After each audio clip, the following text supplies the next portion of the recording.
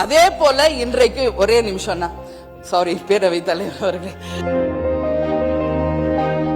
உங்களுக்கு ஒரு தமிழ்நாட்டின் சிஎம் வேற ஸ்டேட்டுக்கு அனுப்பிட்டு உங்களுக்கு ஒரு தலைகுனிவு வரை இந்த தமிழ்நாடு பொறுத்துக்குமா? நாங்க எல்லாரும் சும்மா இருப்போமா? உங்களுக்கு அப்படி ஒரு தலைகுனிவு வந்தால் ஒட்டுமொத்த தமிழ்நாடும் வெகுண்டெழும். எங்கள் முதல்வரை அவமதிப்பதற்கு எந்த அதிகாரமும் கர்நாடகாவுக்கு இல்லை என்று. ஓகே, உங்க ஊர்ல சிச்சுவேஷன் சரியில்லை, எங்க தமிழ்நாட்டுல மக்கள் வந்தாரை வாழ வைக்கும் தமிழ்நாடு, எங்களுடைய நாட்டுக்கு நீங்க வாங்க கர்நாடகா முதலமைச்சர் அவர்களே, வாங்க பேசுங்க, தீர்வு காணுங்க. 2 ஸ்டேட் மக்களும் நல்லா இருக்கட்டும், 2 ஸ்டேட் விவசாயிகளும் நல்லா இருக்கட்டும் அப்படின்றத நம்ம அன்னைக்கு சொன்னோம்.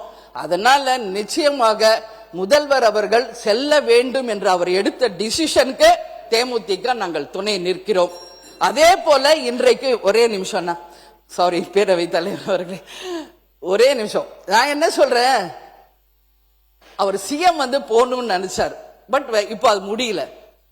சிஎம் அவர் சொல்றார், பேசுறப்ப நான் கேட்டேன், அப்படி போய் அவமரியாதை ஆயிட்டா அதனால அப்படின்னு சிந்திச்சாங்க. உங்களுக்கு ஒரு தமிழ்நாட்டின் சிஎம் வேற ஸ்டேட்டுக்கு அனுப்பிட்டு உங்களுக்கு ஒரு தலைகுனிவு வரை இந்த தமிழ்நாடு பொறுத்துக்குமா? நாங்க எல்லாரும் சும்மா இருப்போமா? உங்களுக்கு அப்படி ஒரு தலைகுனிவு வந்தால் ஒட்டுமொத்த தமிழ்நாடும் வெகுண்டெழும். எங்கள் முதல்வரை அவமதிப்பதற்கு எந்த அதிகாரமும் கர்நாடகாவுக்கு இல்லை என்று. அதனால நீங்க அதெல்லாம் யோசிக்காதீங்க. நீங்க மக்களுக்காக, விவசாயிகளுக்காக நீங்க பேசுங்க. உங்களுக்கு எல்லா மக்களும் துணை நிற்பார்கள் என்பதை இந்த நேரத்தில் நான் உறுதியா சொல்றேன். அதே மாதிரி இந்த பஞ்சபூதங்களும் யாருக்கும் சொந்தம் இல்லை, எல்லாருக்கும் பொதுவானது. எந்த இயற்கையும் யாரும் கட்டுப்படுத்த முடியாது. இன்னைக்கு அடம் போன ஃபுல் ஆயிடுச்சு, இல்லைன்னா டேம் உடையணும்னு திறந்து விடுறாங்க, இல்லைன்னா திறக்க மாட்டாங்க. உங்க உபரி வாட்டர் எங்களுக்கு வேணாம், எங்கள் உரிமையை தான் நாங்கள் கேட்கிறோம்.